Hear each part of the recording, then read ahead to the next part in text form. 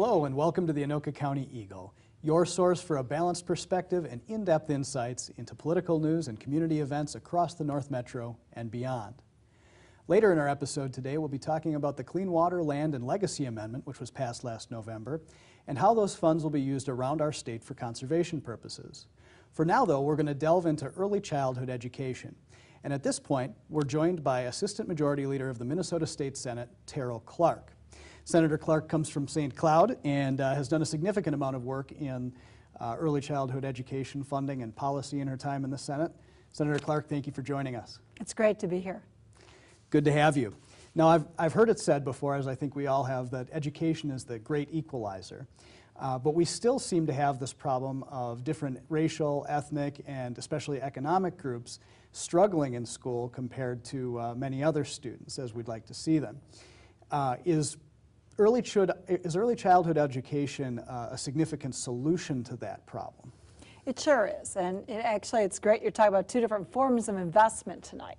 I think with former Senator Miriam, you're going to get to hear about that in the later segment. But one of the things that is great about early childhood education is it partners with parents to make sure that we can close the achievement gap. And by doing that early on, we can make sure that kids, when they get to kindergarten, will all be having a fresh start together. Okay, great. Now, if we make some upfront investment in early childhood education, how can taxpayers in Minnesota be confident that that money is going to return to them at some point down the road? Does that come in savings on the K-12 side, say maybe where there are resources that won't be needed to help students get back up to standard when maybe they weren't ready to start school to begin with? Well, it kind of comes in two different places. Early on, it comes in savings to the K-12 education system in terms of lower costs in special ed, lower cost English language learners for those who are newer to our country. Frankly, lower costs in terms of disruption in a classroom. I think we all know about antsy kids. Bottom line is, if kids have been in group situation before, they have a better idea about how to do things. But we also know that pretty early on as kindergarten up through third grade, we have a pretty good clue about percentages of who's going to end up committing crimes. We don't know who it will be, but we have a pretty good idea about what costs are going to be to our law enforcement system, among others. So it's a short-term savings, but it's a long-term investment in savings overall. And let's face it, with our changing demographics in this state, we're going to need every 3- and 4-year-old to be productive when they're older. So if we can help them get a good fresh start and help their parents have a better idea about how to help them be prepared, we're going to be much better off as a state in the long run. Okay, thanks. Now, we will talk about the future of early childhood education in the state, but let's backtrack a little bit and talk about the present. Even as the parent of a 4-year-old who's in preschool right now, and as a member of the Anoka-Hennepin Community Education Advisory Council, the myriad of programs that are out there for early childhood and child care seem somewhat confusing, whether it's Head Start or early childhood and family education or other programs that are out there. Can you give us a little bit of a rundown on what's out there, where the funds come from, and how the programs fit together? Sure. You know, Minnesota used to be the leader in the country on early childhood education. What you're talking about is really about parent education and partnering with parents to make sure that parents of young children have got the tools they need, and frankly the support from peers and other parents about how to be dealing with situations at home. We've really been on the forefront of that. Head Start funding and some of the other kinds of things that you're talking about are targeting, trying to make sure that kids have the developmental, the socio-emotional skills and tools, again, together with parents, to help our kids really get a fresh start. So that's for kids that in general are below 100% of poverty. Our poorest kids, some of the neediest kids, and some really good parents, but maybe didn't grow up with some of the tools that maybe some of the rest of us did.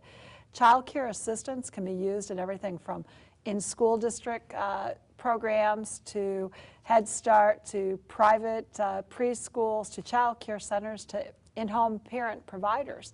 And that's something that originally was set up to help parents be able to work, because that's part of our goal, is that parents who need to be paying for their families would be able to have the resources they need to actually make ends meet. But what we've learned over time, it's not enough just to be warehousing kids or making sure they're safe, is we have a great opportunity, again, together with parents and parents' choices, to actually help give kids some of the building blocks.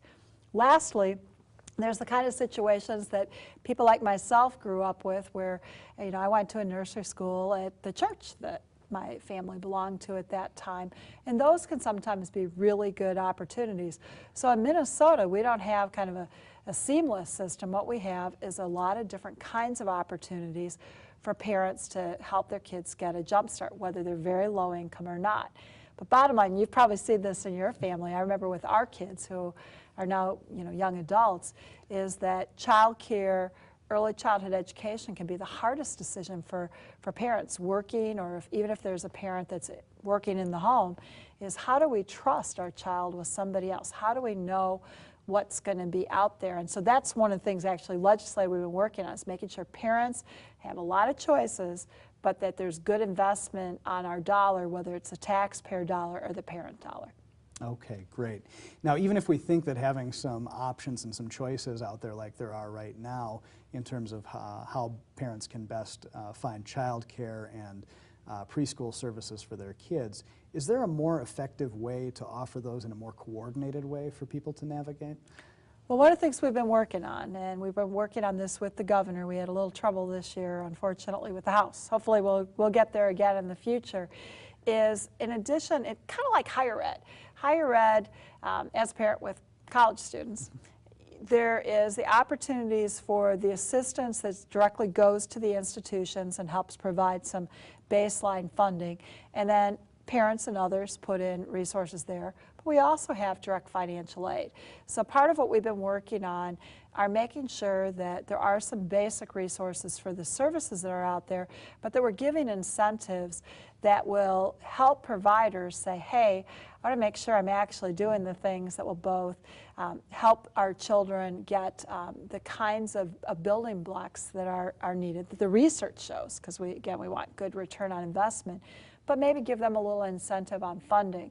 So we've been working with the Early Learning Foundation, with the Business Partnership and others to make sure we're actually getting the best return. And so that ends up being what they call a portable subsidy, letting parents pick, but based on making sure we have high quality. Because let's face it, none of us really have a lot of extra resources. We want to make sure our dollars go to the place that really is going to make a difference for our kids. Right. Now, what activity took place during this past legislative session? I guess you touched on a little bit of it there in terms of early childhood education. And what impact did the deficit and the ensuing unallotment by the governor have on those programs? Well, first off, I think everybody started off with saying this is not an area that we want to be making cuts. There were some issues with maybe some resources that could have been used to be helping with early childhood that went perhaps unfunded, which is unfortunate. But we didn't go backwards in terms of basic funding, which is what happened the last time there was a very big deficit in 2003. There's been cuts in between, though, so I want to be clear about that.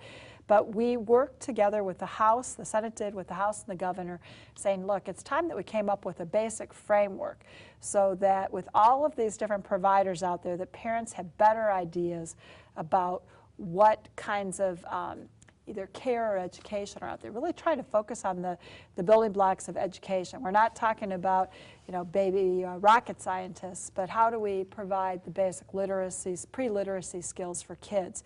So one of the things that I think everybody's pretty proud of is we came up with a basic framework so that parents will be able to start seeing, if there's kind of like AAA, you have a kind of an idea about what's available if there's a 3-star hotel. Well, what's a 3-star versus a 1-star child care facility or an early education one? So parents can start comparing apples to apples, and we can make better investments as a state side. So that was a real positive.